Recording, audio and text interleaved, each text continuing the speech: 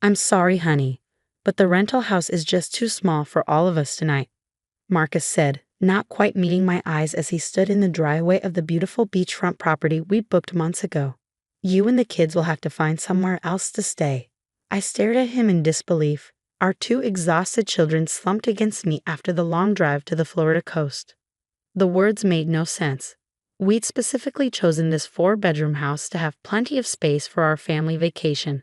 My name is Olivia, and at 34, I never imagined I'd be standing outside our $3,000 per week rental home at 9 p.m., watching my husband of 12 years essentially lock us out. Our kids, Emma, 10, and Lucas, 8, were too tired to even protest, having endured the 8-hour drive from Atlanta with nothing but dreams of beach days ahead to sustain them. Marcus, this makes no sense, I said, trying to keep my voice steady. We looked at the floor plans together. There's more than enough room. He shifted uncomfortably, glancing back at the house. Things changed. My work colleagues showed up unexpectedly. They need the space for an emergency project meeting. Work colleagues? You're a high school gym teacher. What emergency meeting requires a beach house? But he was already turning away, grabbing our suitcases from the trunk and placing them on the driveway. Here's some cash for a hotel, he said, pulling out his wallet. I'll call you tomorrow once things settle down. I looked at the measly $100 he held out. In peak season, that wouldn't even cover one night at the cheapest motel in town, if we could even find vacancy. Marcus, we can't. Mom? Emma's tired voice interrupted. I need to use the bathroom. Marcus stepped back toward the house. There's a gas station about a mile down the road. I'm sorry, but you need to leave. Now. The door closed with a decisive click, leaving us standing in the humid night air. I helped the kids into our SUV, mind racing as I tried to make sense of what was happening. Through the windows of the house, I could see shadows moving, hear faint laughter that definitely didn't sound like a work meeting. Mom, I thought we were going to build sandcastles tomorrow, Lucas said, his voice small and confused. We will, sweetheart. I promise, though I had no idea how I would keep that promise. Let's just find somewhere to rest first. The nearest hotel wanted $400 for their last available room. The next one was fully booked. The third didn't answer their phone. After an hour of desperate calls, I pulled into a beachfront parking lot, trying to figure out our next move. That's when I saw her, a woman walking along the moonlit beach, holding the hand of a little girl who looked around Emma's age. Something about her seemed familiar, though I couldn't place why. They headed toward our rental house, the same one my husband had just barred us from entering. I watched, stomach churning, as they walked right up to the front door. It opened immediately, spilling warm light onto the path. And there stood Marcus, greeting them with the kind of embrace that told me everything I needed to know about his work meeting. Mom, Emma's voice came from the back seat, more alert now. Isn't that Dad's friend Melissa? The one from his phone? My blood ran cold. Melissa. The name I'd seen pop up on his phone too many times over the past year, always dismissed with excuses about parent-teacher conferences or school events. Now here she was, walking into our vacation rental with her daughter while we sat in a parking lot with nowhere to go. I gripped the steering wheel until my knuckles turned white, tears threatening to fall. But I couldn't cry, not now, not in front of the kids. They needed me to be strong, to figure this out. I reached for my phone, scrolling through contacts until I found the one person who might be able to help. Olivia? My sister Kate's voice was groggy with sleep. What's wrong? I need your help, I said, my voice surprisingly steady. And I need you to help me access Marcus's email. Remember when you helped set up his accounts last Christmas? Please tell me you still have those passwords. There was a pause, then the sound of typing. Give me 5 minutes, Kate said, fully awake now. And Olivia? Whatever he did, we're going to make it right. I ended the call and looked back at our rental house. Through the window, I could see Marcus, Melissa, and her daughter settling in for a cozy evening in the home I'd spent months saving for, planning every detail of what should have been our perfect family vacation. What Marcus didn't know was that I'd been quietly preparing for something like this. Not this exact scenario. I never imagined he'd be cruel enough to make his own children sleep in a car. But after finding suspicious text messages and unexplained charges on our credit card statements, I'd started documenting everything.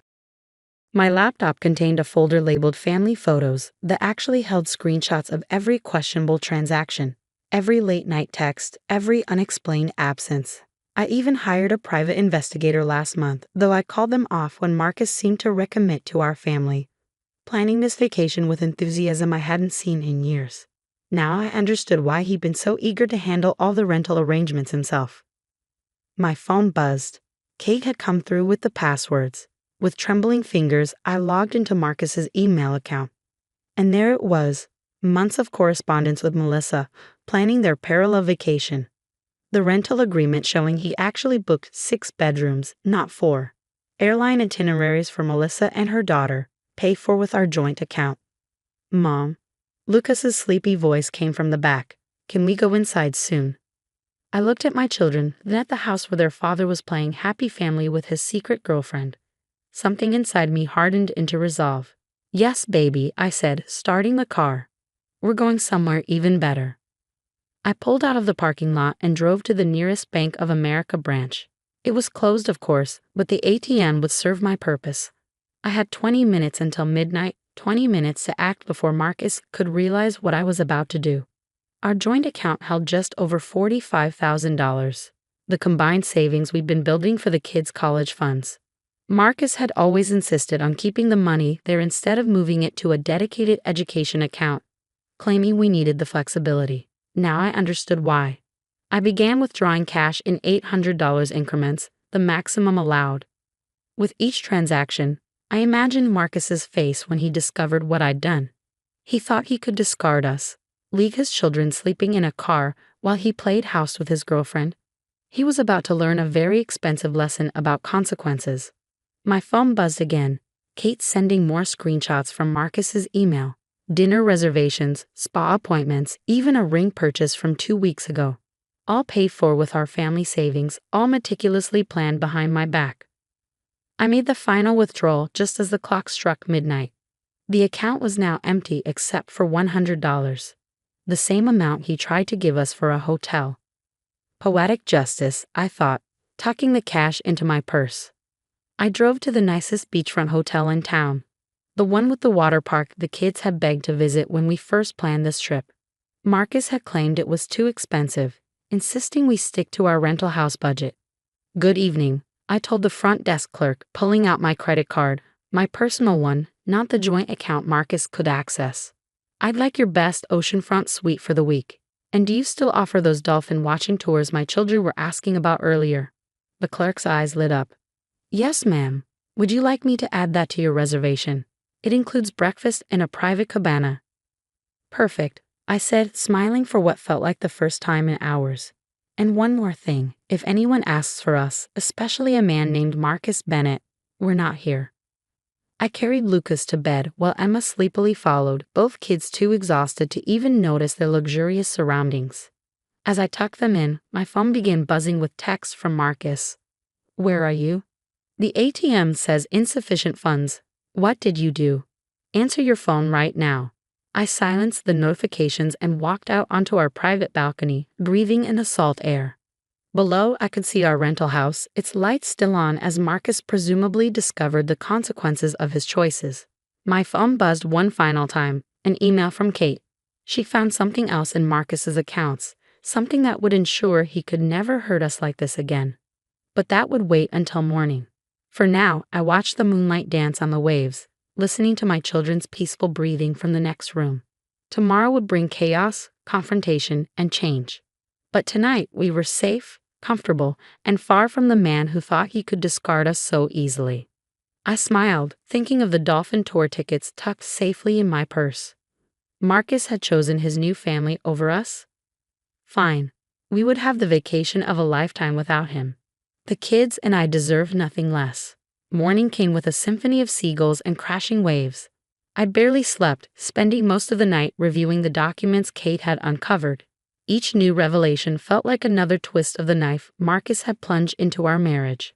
The email Kate found wasn't just evidence of an affair, it was proof of calculated financial deception spanning years. Marcus had been systematically diverting money from our joint accounts into a private one, using it to fund a lifestyle with Melissa that our children had been denied. private school tuition for her daughter, weekend getaways disguised as teaching conferences, even a down payment on a condo in Tampa, waiting for the right time to leave us.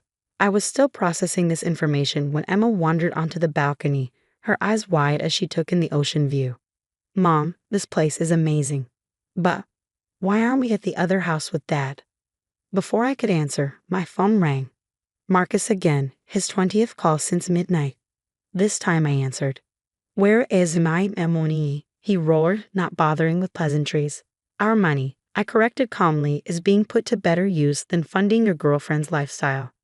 How's Melissa enjoying my rental house? The line went silent for a moment. Then his voice dripping with venom. You've lost your mind. I'm calling the police. Go ahead, I replied, opening my laptop. I'm sure they'd be very interested in these bank statements showing how you've been embezzling from our children's college fund. Or maybe they'd like to see the deed to that Tampa condo you bought with Melissa 2 months ago. How did you? Did you really think Kate wouldn't keep those passwords when she set up your accounts? The same Kate who works in digital forensics. Lucas appeared in the doorway, rubbing his eyes. Mom, can we get breakfast? Of course, sweetie, I said, then back to Marcus. I have to go. Our kids are hungry. You remember them, right? The ones you made sleep in a car last night. Olivia, wait. I ended the call and took the kids down to the hotel's breakfast buffet. They were delighted by the chocolate chip pancakes and ocean view, their excitement almost making me forget the nightmare of last night. Almost. My phone buzzed with a text from Kate. He just found his life insurance policy. Guess who he changed the beneficiary to last month? I excused myself from the table, stepping away to call her. Tell me everything. What Kate had discovered was the final nail in the coffin of my marriage. Marcus hadn't just been planning a new life with Melissa. He'd been systematically erasing us from his old one. The life insurance policy was just the beginning. He's been moving money around for months, Kate explained. Setting up accounts in her name, changing beneficiaries, even putting her daughter as a dependent on his teaching insurance. But here's where he messed up. He used our family email domain for everything. The same domain I helped set up and still technically administer. I watched Emma and Lucas chatting happily over their pancakes, unaware that their father had been planning to abandon them so thoroughly. Send me everything, I said. And Kate? Thank you. Don't thank me yet, she replied. There's more. Remember that private investigator you hired and called off? I found his report in your cloud storage. You might want to see what he discovered about Melissa's background. After breakfast, I settled the kids in the hotel's children's program, a full day of supervised beach activities and crafts. Then I retreated to our suite to read the PI's report. Melissa, it turned out, had quite a history. 3 previous marriages, each ending when she drained her husband's accounts and disappeared. Her daughter? A prop, borrowed from her sister to make her stories more convincing. The real kicker? Her name wasn't even Melissa. My hands were shaking as I compiled everything into a single document. The fraud, the theft, the false identity. Just as I finished, a commotion erupted in the hotel hallway. You can't stop me from seeing my kids, Marcus's voice boomed. I'm their father. I opened the door to find him facing off with hotel security, his face red with rage. Behind him stood Melissa, trying to look concerned while shooting nervous glances at the exit. Actually, I said, holding up my phone, you forfeited that right when you made them sleep in a car so you could play house with a con artist. Speaking of which, hello, Patricia. Or do you prefer Melissa? I'm sure your parole officer would love to know you've crossed state lines. The color drained from Melissa's face. Without a word, she turned and fled, leaving Marcus staring after her in confusion. What are you talking about? He demanded.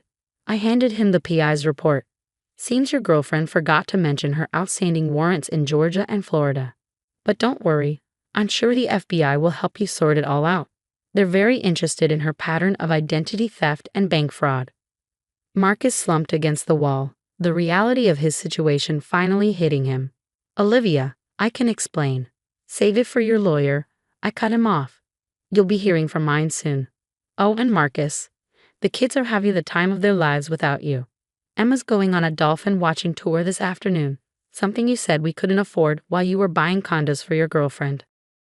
I turned to the security guards. Please escort him out and add him to the do not admit list. Later that afternoon, I sat on the beach watching Emma and Lucas build sandcastles with their new friends from the kids' club. My phone kept buzzing with updates.